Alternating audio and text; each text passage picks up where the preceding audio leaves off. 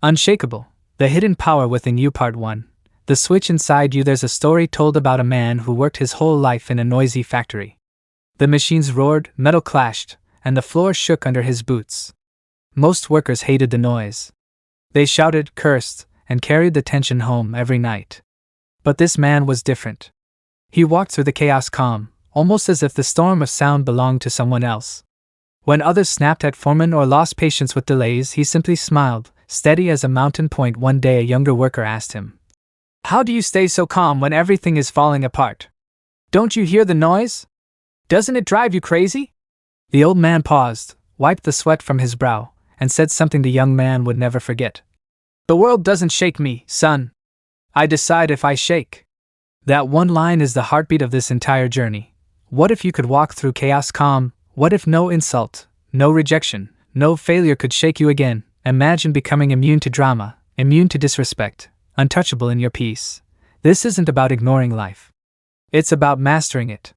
Napoleon Hill wrote that every person carries within them a switch, and once it's flipped, they never see the world, or themselves, the same way again. That switch is the power to control your reactions. The prison of reaction. Think about it. How many times have you felt that simmer beneath your skin?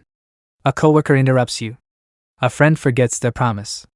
Traffic keeps you stuck when you need to be moving. Your chest tightens, your pulse quickens, and that little voice says, "Snap back. Prove yourself. Don't let them get away with it." But here's the truth. The moment doesn't own you. The insult, the delay, the disrespect, they have no power unless you hand it over. What really owns you is your reaction. That reaction is always your choice, whether you see it or not.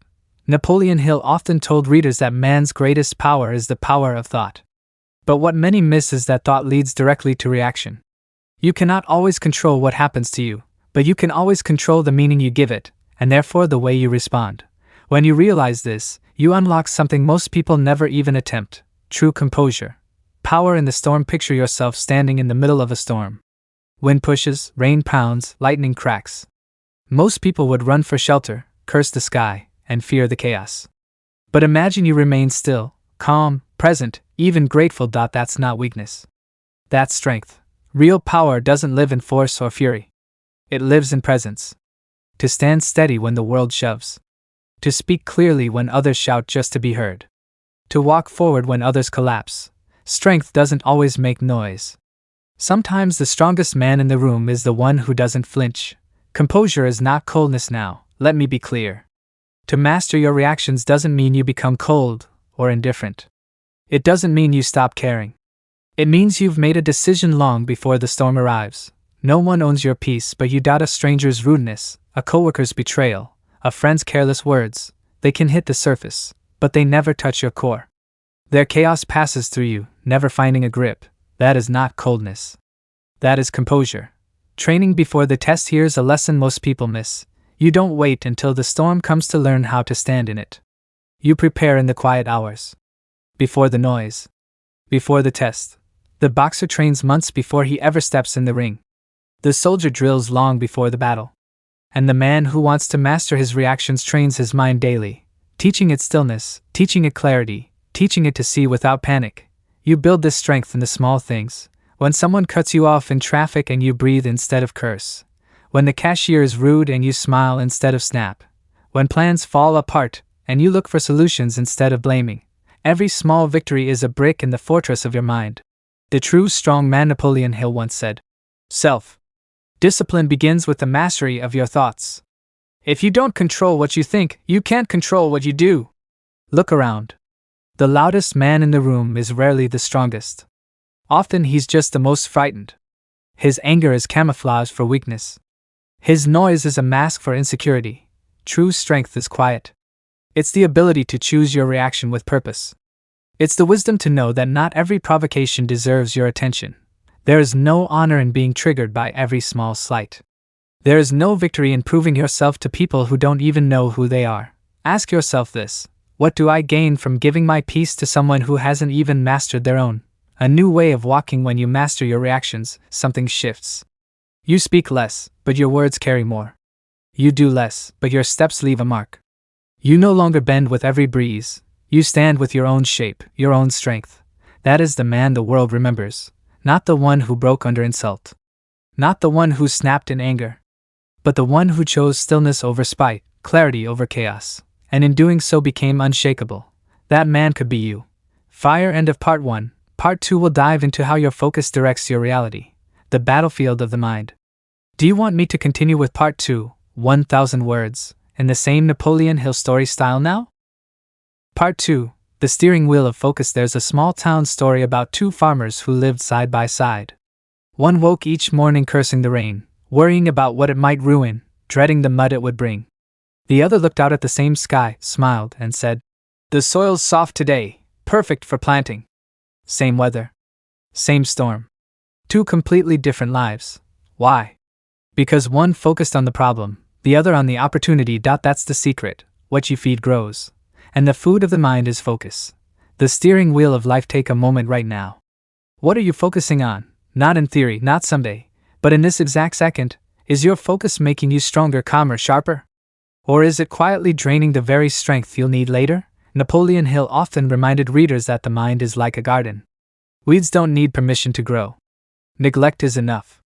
But if you choose the seeds, water them, and protect them, the garden becomes a place of beauty and power. Focus is your watering can. Wherever you point it, things grow. If your attention constantly feeds worry, frustration, and distraction, don't be surprised when they take over your life.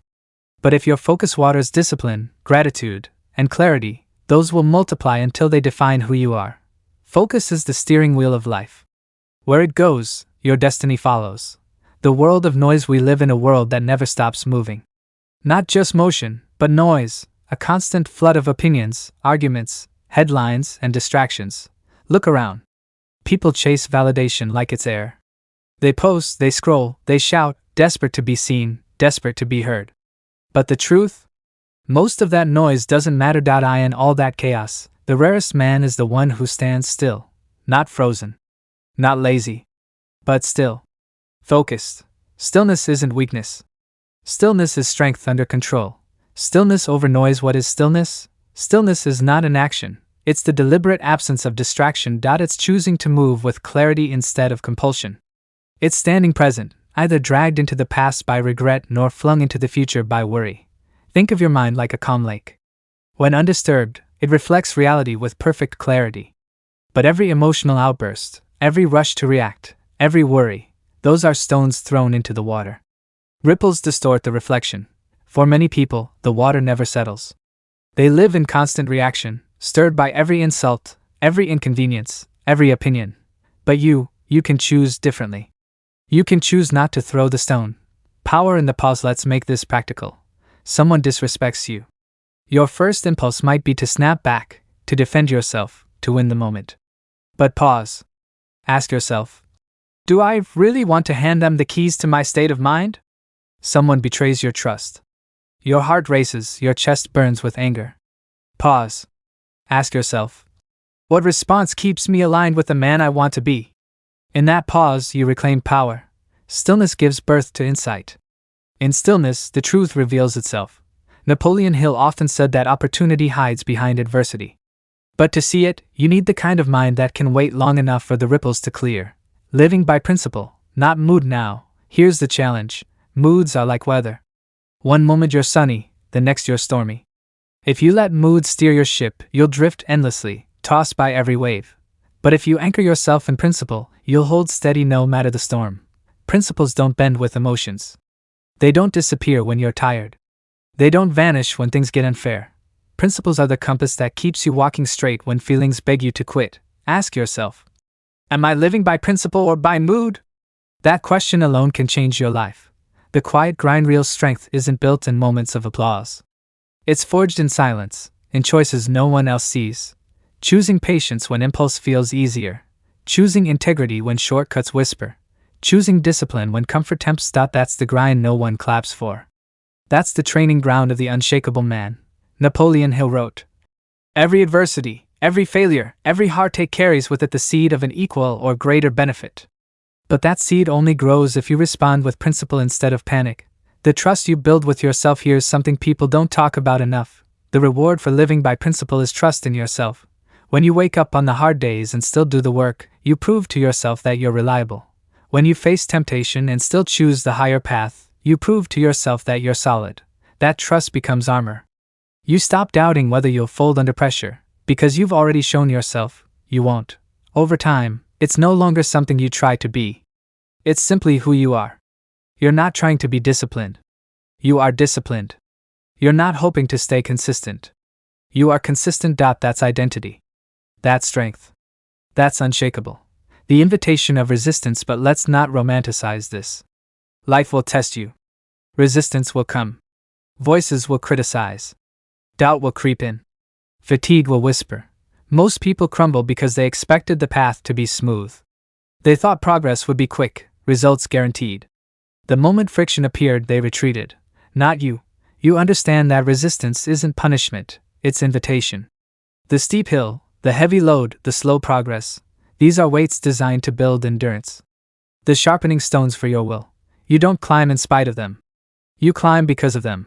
Every step uphill declares, I will not break. I will not retreat.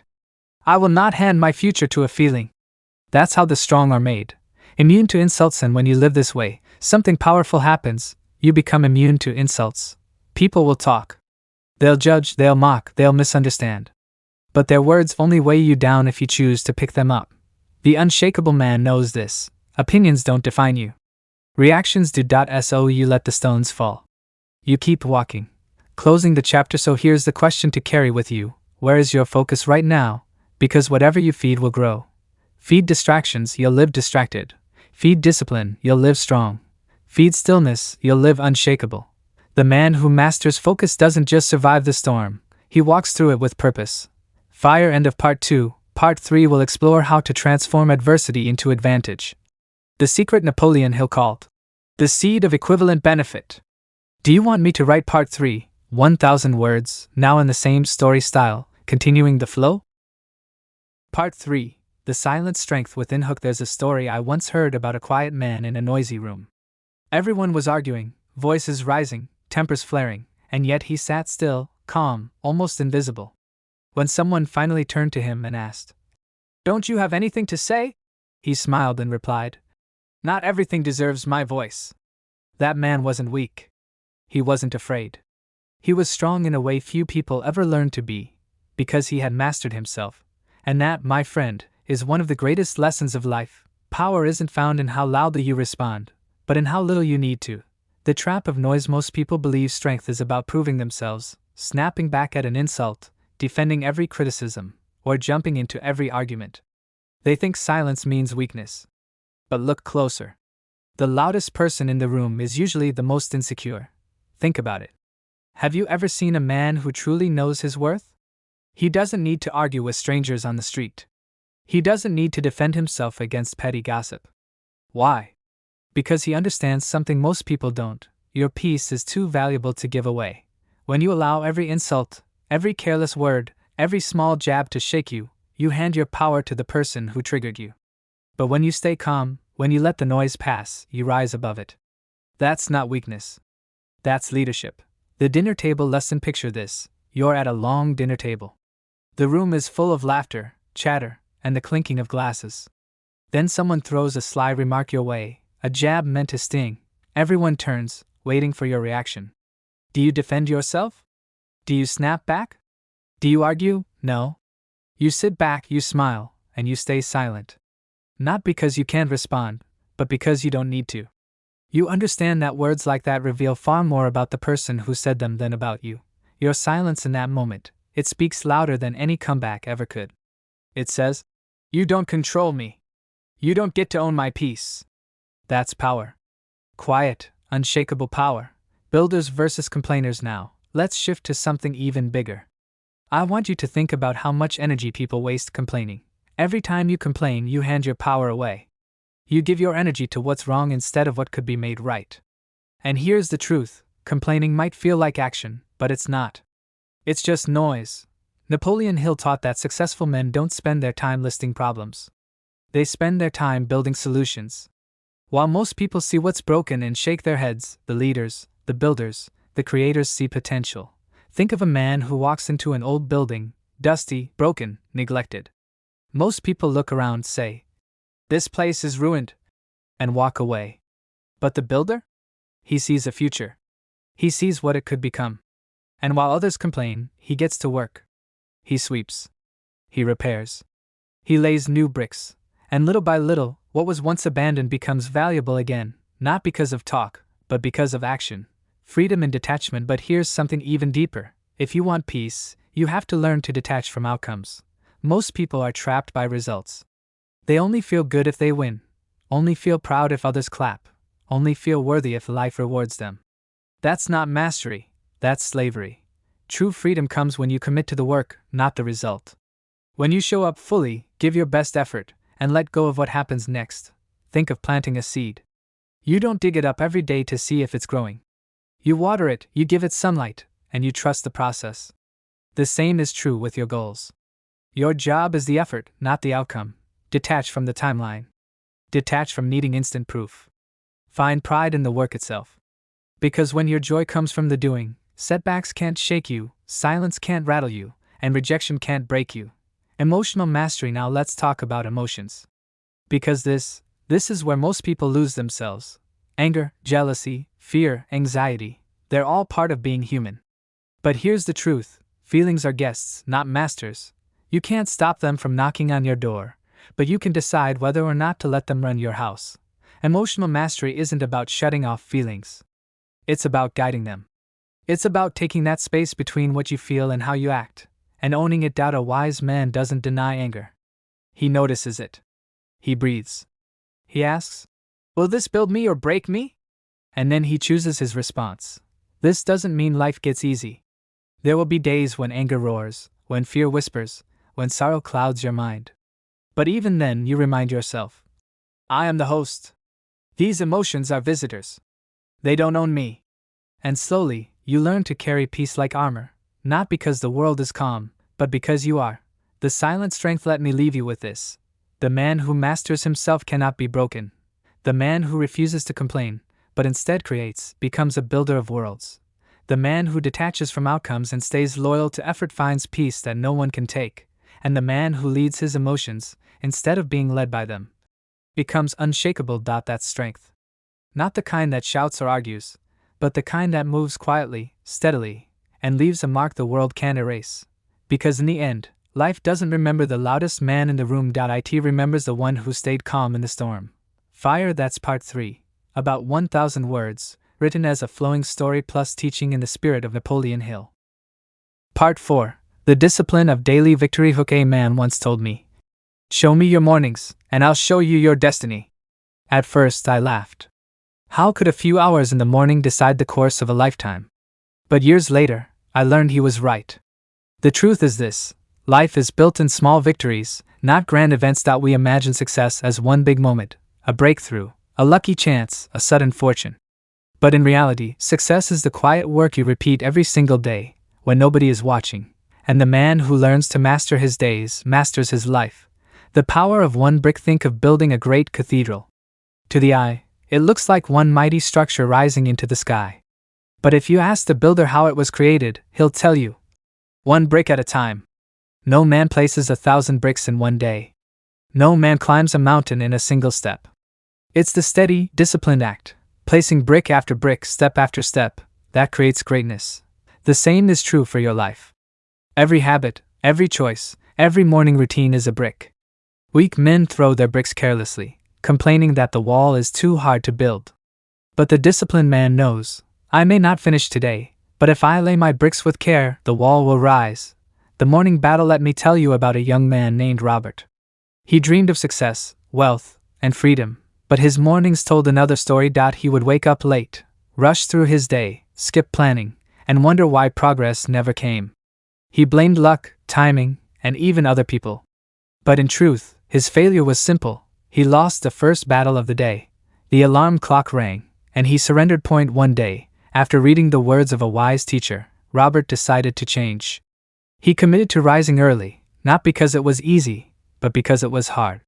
He began his mornings with purpose, writing his goals, exercising, reading a page of wisdom. And little by little, everything changed. He realized success wasn't waiting at the end of the road.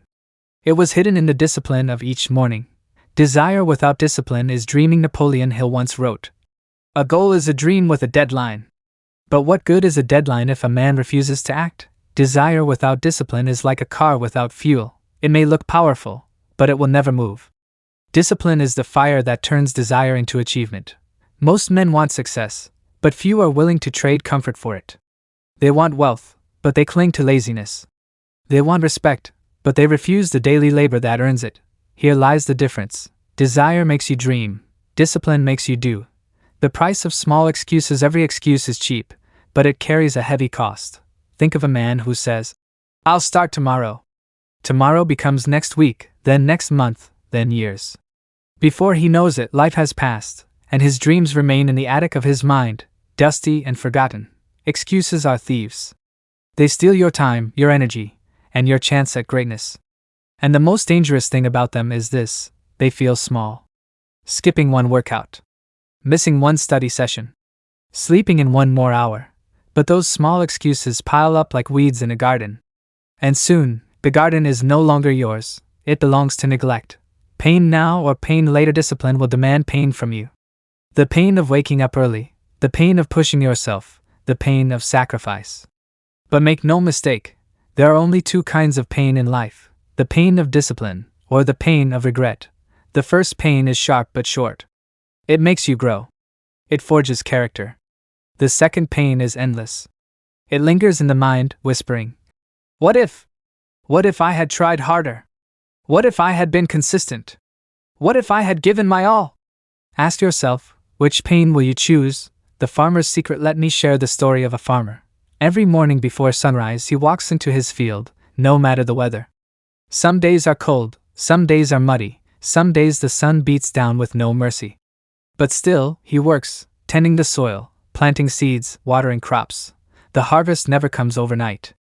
But when the season changes, his patience pays. His barns are full, his table is rich, his family is fed. Why? Because discipline does not fail. The man who sows daily reaps abundantly. The man who neglects daily starves eventually. Your life works the same way. The seeds you plant, your habits, your routines, your actions, determine the harvest you will one day hold. The mirror test at night. When the world is quiet, every man must face a mirror. He cannot lie to it. He cannot cheat it. He knows whether he has given his best, or whether he has wasted the day. And here lies a secret. The greatest peace comes not from wealth or applause, but from knowing. Today I conquered myself. Money may fade, fame may vanish, but the discipline of self-mastery leaves a man with something priceless: self-respect. Discipline creates freedom. It may sound strange, but discipline is not chains, it is wings. The undisciplined man is a slave to impulse. He eats what he shouldn't, spends what he can't afford, wastes time he cannot recover. His life looks free, but it is bondage to weakness. The disciplined man? He builds habits that carry him forward. His money grows because he saves. His health thrives because he trains. His mind sharpens because he studies. He creates a life of freedom, not by chasing comfort, but by commanding himself. The daily victory. And so, my friend, the lesson is simple: win the small battles, and the great war of life will be yours. Wake up with purpose. Refuse excuses. Embrace the pain of discipline, not the pain of regret. Plant seeds daily, and trust the harvest will come. Discipline is not glamorous. It is not loud. It is not always seen. But it is the foundation of every great achievement in history. Because in the end, greatness is not something you stumble into. It is something you build, brick by brick, habit by habit, day by day. So tomorrow morning, when the alarm rings, when comfort whispers to stay in bed, remember this truth: victory does not begin in the boardroom, or the battlefield, or the stage. It begins in your mind, in your room, at the very start of your day. Win that battle, and you will win them all. Fire. That's part 4. 1,000 words of story plus discipline lesson in the style of Napoleon Hill. Part 5. The power of persistence. A man asked me once, "What is the secret of success?" I told him, "The answer is simple: never quit." He laughed and said, "But everyone says that. Surely there must be more."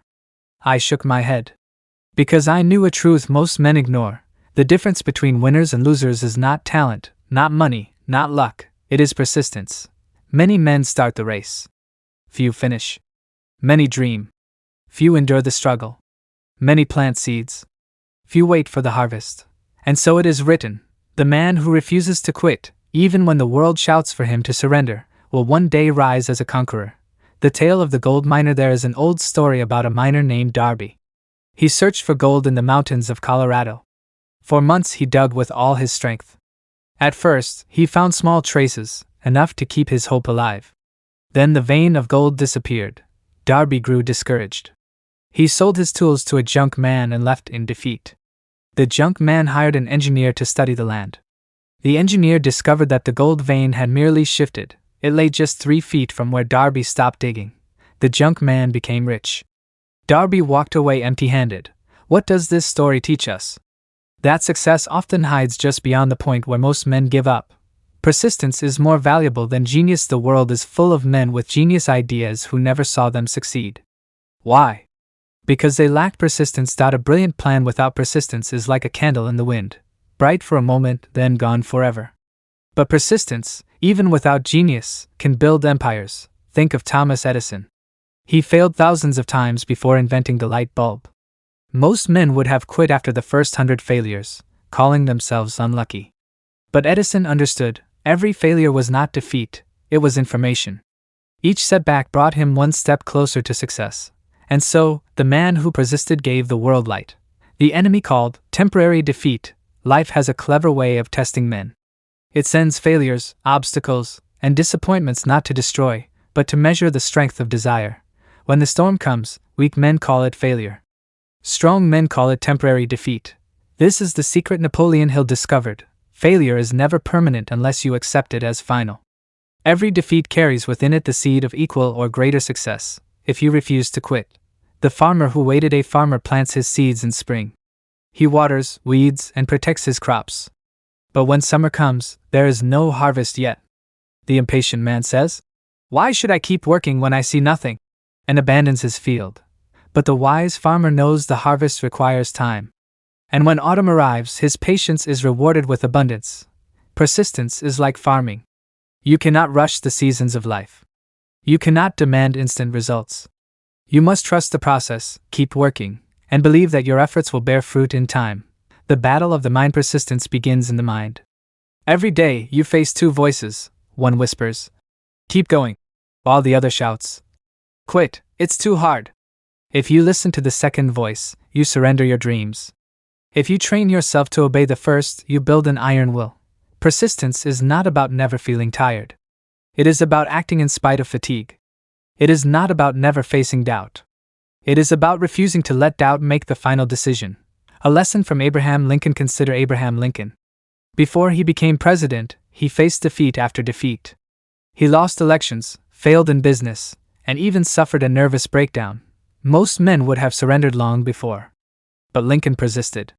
And when the time was right, he rose to lead America through its darkest hour. History remembers him not for his failures, but for his persistence. The law of accumulation. Persistence is like water dripping on a stone. At first, it seems weak. The stone does not move. But day after day, drip after drip, the water carves a path into the rock.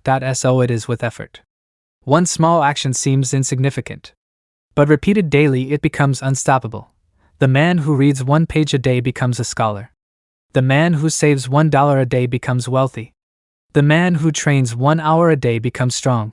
The secret is not in sudden bursts of effort, but in the steady pressure of persistence. Quitting is easy, that's why most do it. The path of least resistance is always crowded. Quitting requires no courage, no strength, no sacrifice. That is why so many choose it. But persistence is rare. It demands endurance when others rest, faith when others doubt, and courage when others fear. This rarity is what makes it powerful. Because when most men stop, the few who keep going rise above them all. The final push. Often, success is hidden in the final push. Imagine a man trying to break a large stone. He strikes it 100 times and sees no crack. On the 101st strike, the stone shatters. Was it the last strike alone that broke the stone? No. It was the accumulation of all the strikes before it. So it is with persistence. Your efforts may look invisible. Progress may seem slow. But each step, each try, each day of endurance builds pressure. And one day, when you least expect it, the wall will break. Closing lesson. And so, my friend, remember this truth: Persistence is the bridge between desire and achievement. It is not the smartest who win, nor the strongest, nor the luckiest. It is the man who refuses to quit, who sees temporary defeat as a test, who presses forward when others turn back. Every great achievement in America was born from persistence. The railroads, the light bulb, the Constitution, the rise of every leader who shaped history. If you wish to join their company, you must burn the word quit from your vocabulary. You must promise yourself, I will persist until I succeed. Because the man who persists cannot be defeated, he can only be delayed.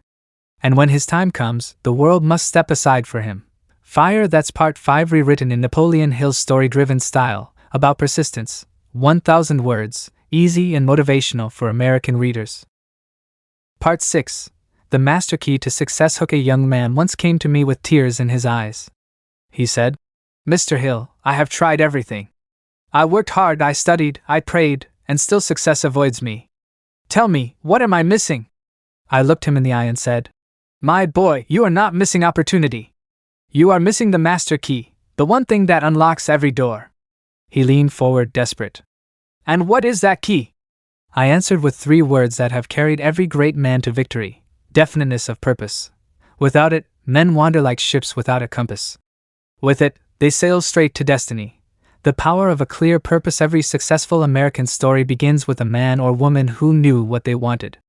Carnegie wanted steel. Edison wanted light. Henry Ford wanted an automobile for the common man. They did not wish vaguely. They decided firmly. And when the decision was made, everything else, effort, ideas, allies, opportunities, fell into place. The universe has a strange way of opening its doors to the man who knows exactly what he seeks. But it hides from the one who drifts without aim. The drifter's fate. Let me tell you about 2 men. One had a clear purpose, to build his own printing business. The other had none. He took whatever job came his way. Years passed.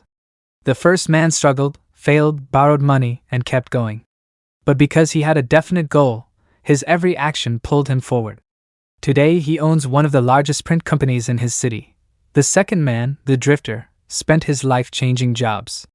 He made a little money here, a little there, but never built anything lasting. He is old now, with regret his only companion. Purpose separates the master from the slave, the builder from the wanderer. Marrying desire and purpose. Desire is the fire. Purpose is the direction. Alone, they are incomplete. Together, they are unstoppable. A man with desire but no purpose burns brightly for a while, then fades out. A man with purpose but no desire has direction but no fuel. But when desire and purpose unite, nothing can block his path. This is the master key Napoleon Hill spoke of. It is the union of burning desire, backed by persistence, driven by faith, and guided by a definite purpose. The story of Henry Ford. Henry Ford was mocked by experts when he insisted he could build a car affordable for every American family. Mechanics told him it was impossible. Investors laughed. Newspapers doubted. But Ford had a definite purpose. He was not interested in the opinion of doubters. He held to his vision until the Model T rolled off the assembly line, changing the world forever. Had Ford been a drifter, he would have quit at the first laugh. But with purpose, he made the impossible possible. Definite purpose creates power. Think of a magnifying glass. When sunlight passes through it without focus, it warms but does little else. But when the glass directs all the light to a single point, it creates fire strong enough to burn wood. The same is true of the human mind. Scattered thoughts create nothing. Focused purpose creates miracles. That is why most men fail. They scatter their energy on many things, never finishing one. But the man of purpose focuses his life like a magnifying glass. And where his mind points, success ignites. Purpose attracts allies. When you live with purpose, people notice. They respect clarity. They admire conviction. They want to follow a leader who knows where he is going.